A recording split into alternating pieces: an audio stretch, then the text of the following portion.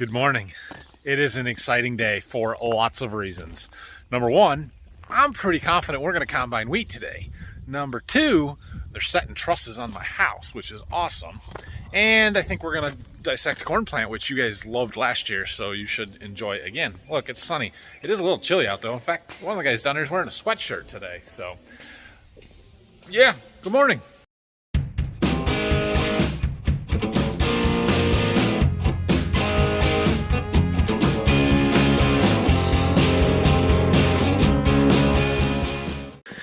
So yesterday I briefly mentioned that we were having some trouble with this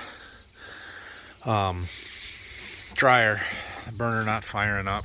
Ooh, that's no good. The display's all cracked. Anyway, I think it's this sensor is the problem. This is the vapor high limit sensor. I ordered one of these and it's coming, but it's coming from Minnesota and probably not today. So we have another one of these on the burner down to Berkey. I'm gonna go get it. That way we can test it and fire it up. So Brock should be here any minute, and I'm gonna have him power wash those red wagons that we brought yesterday, get those cleaned up and ready to hold wheat while I run to Berkey and get that sensor. So that's the plan. Once we get back, we'll get that put in and test on the burner, and hopefully that'll fix our problem and it'll run and we can dry wheat today. Once we get that done, maybe we'll go find a corn plant. Okay, I made it down here. So right inside here is that same sensor that we need.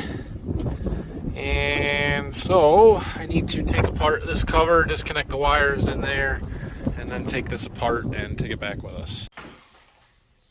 Well, there's our sensor. That's what we came for. That was quick. Okay, I made it back. Here's the sensor that we went and got. Here's the old one that I think is the problem. So we're gonna just thread this one right into there. And yeah, hopefully this works. All right, so I got sensor in. I've got the wire connections made there. Let's fire up the generator and see what happens here. So for those of you that don't know, we run our grain system with a generator. Long story, but basically we can't get enough power from the power company to do it. So we've got a big generator. Yep. Good news! Our code's gone, so it appears that that worked. Do we want to run it? Is the question. I think we do. We gotta open our gas valves up. Go check the tank. Okay, that one's open, so we got gas. I also want to check the bin. I want to make sure that the top lid's open and everything up there is ready. Okay, Brock's checking that stuff for us. I want to go through.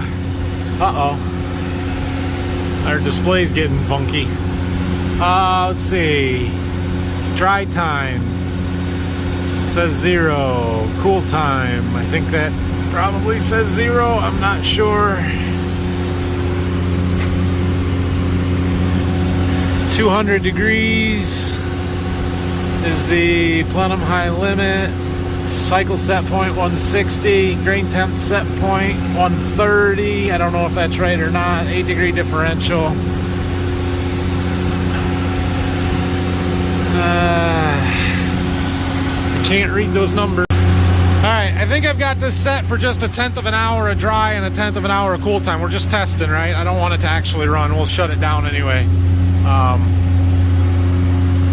think I can hit the button. You ready? It's loud.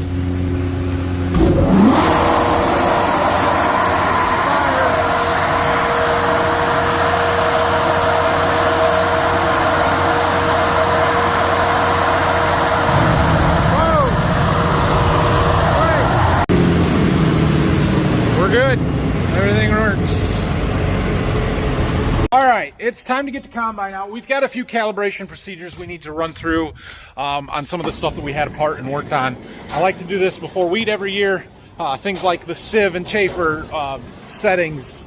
I want to calibrate that. I want to calibrate the concave clearance. I want to calibrate the header controls and stuff. So We're gonna get the combine out, do that. We've got to get our GPS receiver on there, which is coming off of this tractor, and then we need a different GPS receiver on this tractor because this is my RTK one that I want on the combine. Is the combine gonna move today? Oh yeah, excellent. All right, we're gonna pull this up in front of the fuel tank because I need fuel and DEF. Badly need DEF. And I'm going to spend a little bit of time playing with this monitor, trying to get everything set up the way that I need it for wheat harvest here. It's been a while. Okay, so while we're fueling, there's a few calibrations that I can run through here. This is calibrating the shoe chafer position. So it is automatically going through and changing. In fact, let me find it. The chafer, or it's going to. So you'll see this number start changing. Basically, it opens it all the way up, closes it all the way, opens, closes, and gets the set point for where they're at, and then it can calibrate the numbers so that they're right. Okay, so I did the chafer and the sieve and the thrashing clearance. I think that's all I can do from sitting here without it running. I need to do a mass flow vibration sense calibration, but I need the head on and everything running to do that. And we need to do a, I think that's the only one. There's a header calibration, but it doesn't show up until we hook the head up. Okay, cool. I also had the very important step of filling up the fire extinguisher. Brock spilled some DEF when he was filling the tank up back there, so I decided I needed to hose it off. And then because I had the hose in my hand, I decided I needed to rinse the whole combine down and get all the dust off of it. And that ceramic coating that we put on it, my goodness, does it bead the water up. That is pretty. Look at it. Beautiful. Don't worry, it's going to get dirty in a couple of hours, but it's going to be clean when we get to the field. All right, we got the head hooked up. I opened the grain tank covers. Dirty. Should have done that before I washed. Oh well. I just want to double check everything. So I want to make sure we got all our settings right for wheat. The chopper is up. All of the concave or the deflectors in the right spot. We'll check this tailings elevator over here. Wheat. Just after all the work we do all winter, making sure that things are right and taking apart and fixing and putting back together, it's a little nerve-wracking that first time you go to fire it up after having it all apart, and we have not run it yet, so this is it. So I'm just double checking, making sure everything is right. Okay, here we go. Listen for weird noises. Open the door, Brock.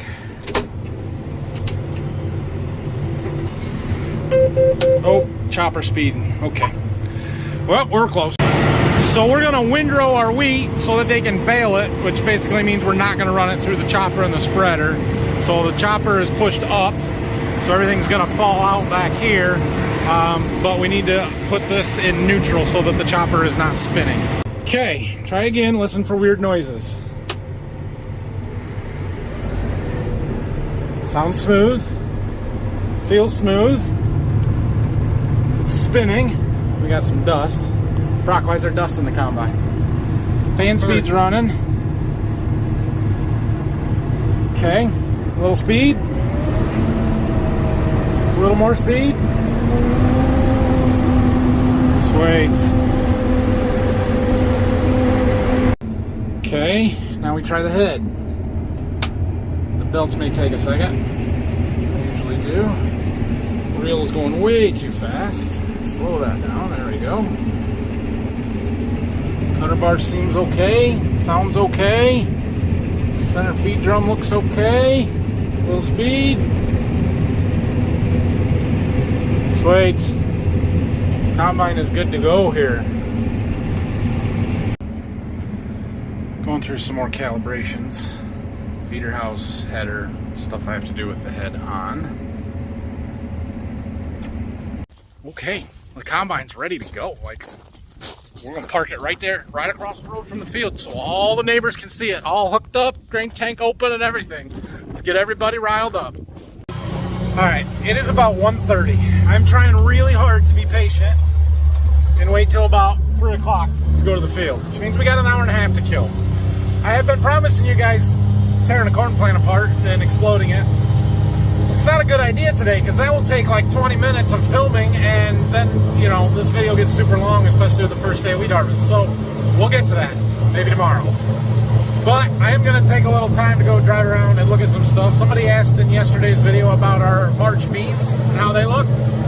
So let's go look. Well, here's the March beans. They look like every other bean field at this point. Pretty much normal. They do seem to be staying a little bit shorter. I'm not sure if that's a varietal thing or if it's the early planting having some effect on it. But they do look good. Ooh, we've got some mare still coming. Yeah, that's going to be a problem. Look at all the flowers, though. That is fantastic. Well, let's pull a plant. I pulled and I did not dig, so we broke the roots off big time. But look at all the nodules on there. So those are what provide the nitrogen to our soybean plant. Got that red color inside of them. Beautiful. And there's a bunch of them, so that looks really good. I'm quite happy with that. And then look at the above ground stuff. We've got nodes and oh, look at that. Look at that pod. It's only a 2-beaner, but geez, that's a good sized pod there already. Sweet. Branches, more branches starting. Flowers up and down the whole plant. These are definitely an R2 bean. Awesome. 11 or 12 nodes with trifoliates and places for blossoms and therefore pods. They got a lot of growing to do yet, but these are going to be good beans, provided it keeps raining. This pod surprises me. Yeah, I did not expect to see a good sized pod on there already. The early planted corn is still growing too. Shoulder high, head high almost. It looks pretty good. It looks really good, I bet. Yeah. There's a tassel in there, guarantee it. So this is the next field of wheat that I would like to come and combine, so I just thought I'd come up here and see how it looks and feels. I think we'll be able to come here. This is a bearded wheat, or what they call awned. Basically these long spikelets off of the head. So it doesn't have the same look. The heads don't kink over quite as much because they kind of support each other. But I did want to walk down into this little dip and see if it's a little greener down here. The straw's not green at all, so I imagine we'll head here.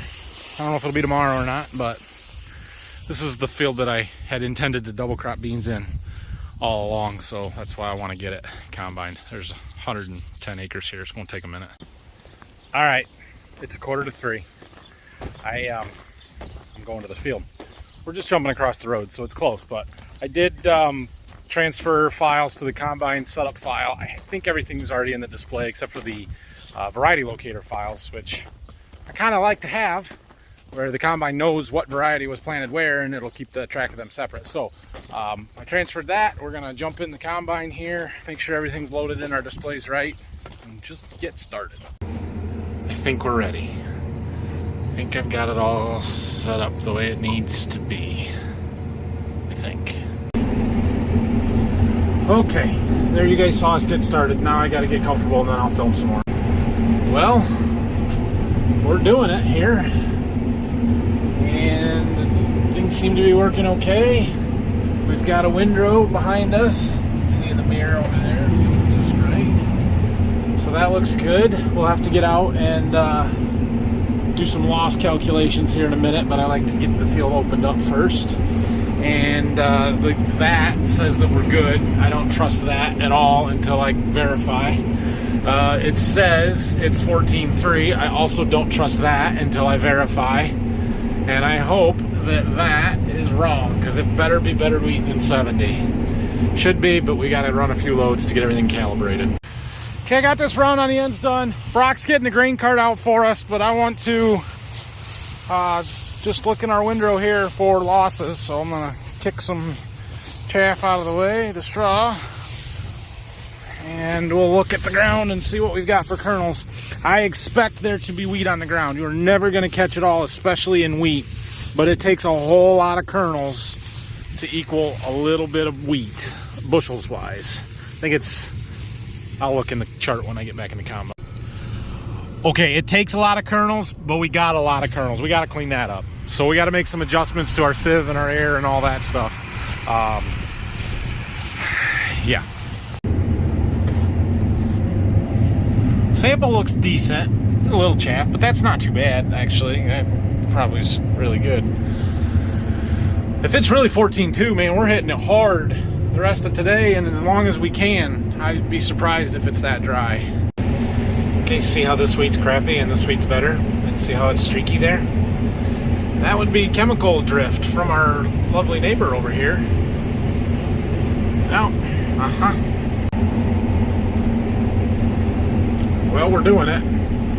Things are running pretty smoothly here. When we get up to the end, we'll stop and unload and get out and check our losses again, see if it's any better. That's not bad. 14 and 90. I have no idea the accuracy of those numbers, but it's a starting point, and it's not a bad one if that's where we're at. Okay, we'll walk out here a little ways and take another spot check on our losses. Ground conditions are moist, but not wet. We are making an imprint with the tires on the combine, but we're not rutting stuff up. It's not terribly wet, so that is good. It'll keep drying out here over the weekend, and the guys can get the straw made, and we can get the beans planted, and they should grow. We should have plenty of moisture. So, all right, let's pull a spot right in here. Boy, that's still an awful lot. We got to clean that up some more. It looks worse than it is, but it's still a lot. Boy, what do I do?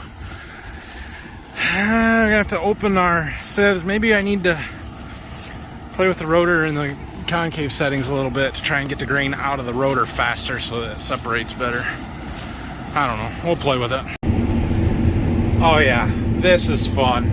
We're having a good old time. So I've opened up my top chafer and left the bottom alone. I slowed the fan speed down. That was at like 1100, and I slowed the rotor down from 950 to 820, 830, trying to clean up the ground behind the combine a little bit. My sample in the grain tank looks pretty good. There is some chaff in it, but that's not bad. It all accumulates on the sides and in front of this window, so if I can still see wheat in there, I'm pretty happy with the sample quality. Dang, this is good wheat. 3/4 tank full. Light went off already. So we'll check it again after we get up there and unload this time, but hopefully we're cleaning it up. All right, let's go check our losses again. So this is that little slide chart and seed loss stuff. Following chart shows number of seeds in a square foot that equals 1 bushel loss per acre.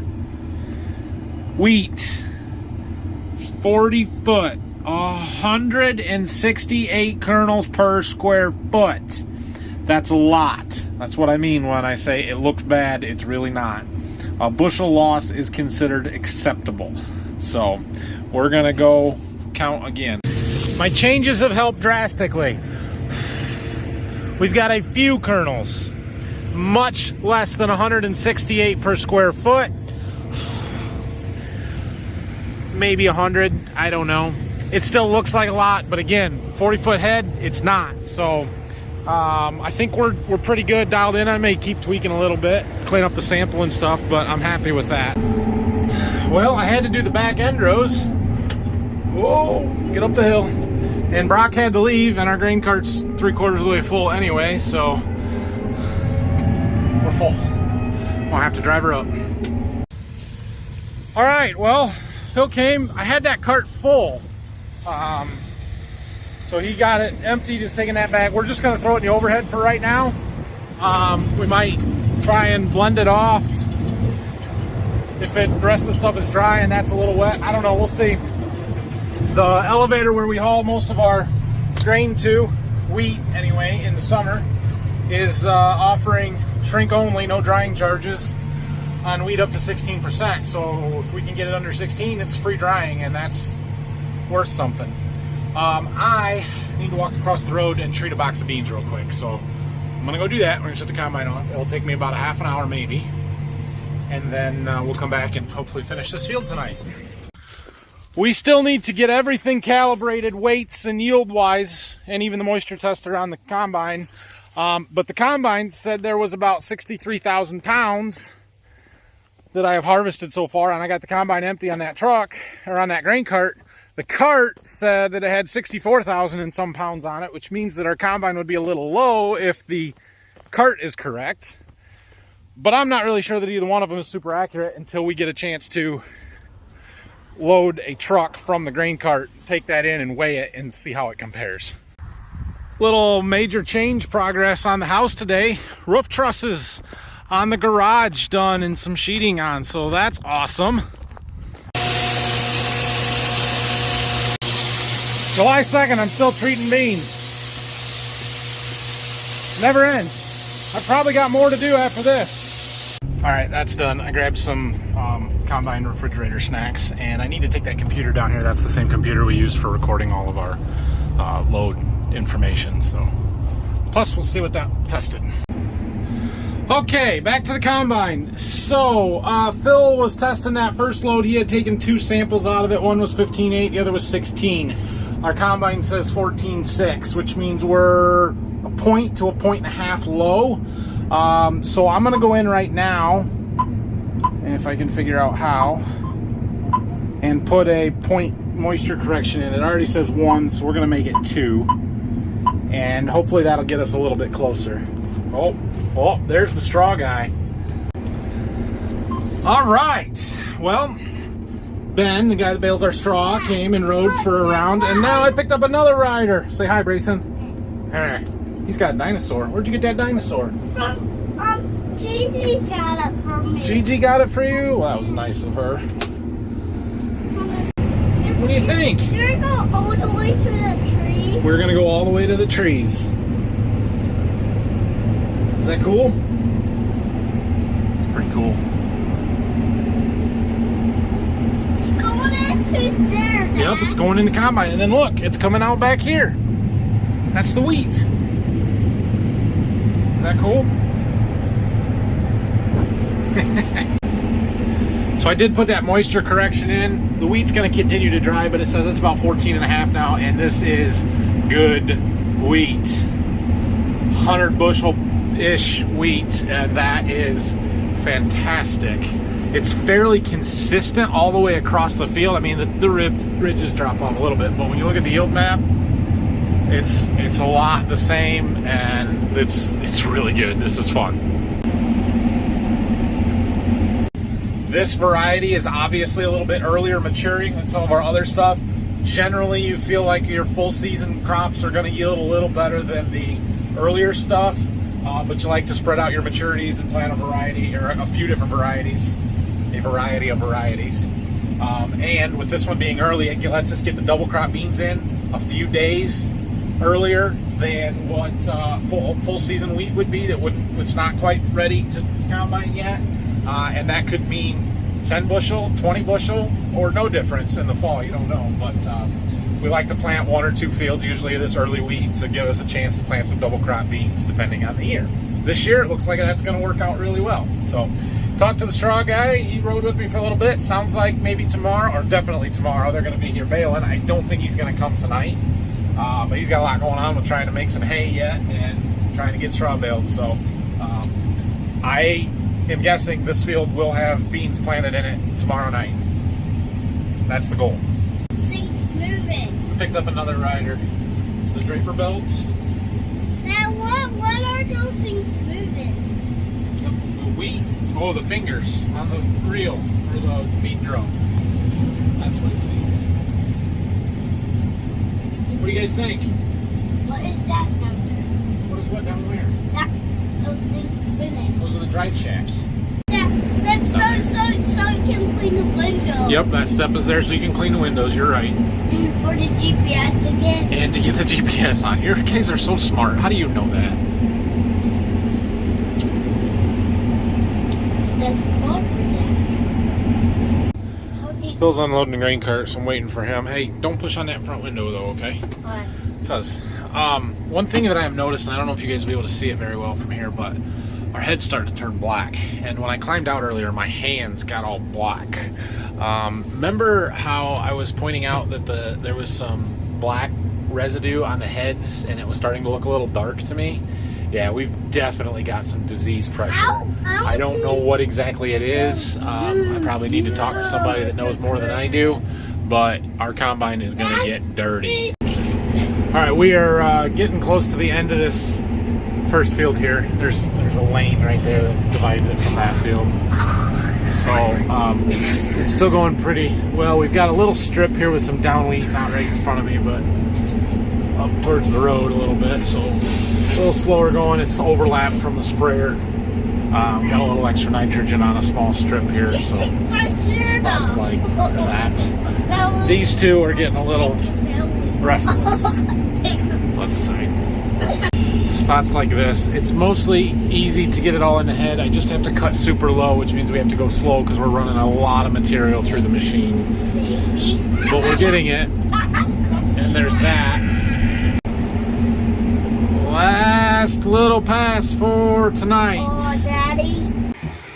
Looks like the second and third load were a little drier. 14.7, 14.6. That's good. All right. Well, a pretty good day. We got 37, almost 38 acres done that was on this field here. Dog, be quiet.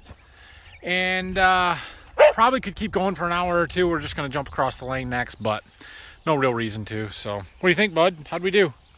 The wheat's pretty good. I think this is not our best wheat, but I don't know that it's our worst wheat. So we'll see. Should get better. Might be some that's not quite as good. Our combine's going to get dirty. I can tell that already because it's got some disease in it. It's that black stuff, but what are you going to do there? We sprayed fungicide twice, and so, I mean, we protected it about as best we could. But heavy. Tucker boy. Yes, Tucker's a boy. The dog. So anyway, I think that's it. So thanks for watching today. We'll be back at it tomorrow. We're going to get beans in the ground tomorrow, I hope. They're going to start baling straw here tomorrow. If we're going to plant beans, they're going to bale straw. And we're going to keep the combine moving. So busy day. It's going to be a busy weekend. We're going to get as much done between now and when it starts raining on Tuesday or Wednesday as we possibly can. So stay tuned. Check back tomorrow. Thanks for watching today, and we'll see you tomorrow. Yep, Brock will be here tomorrow. And Ben? And Ben? Well, Ben's going to do the baling. See you guys.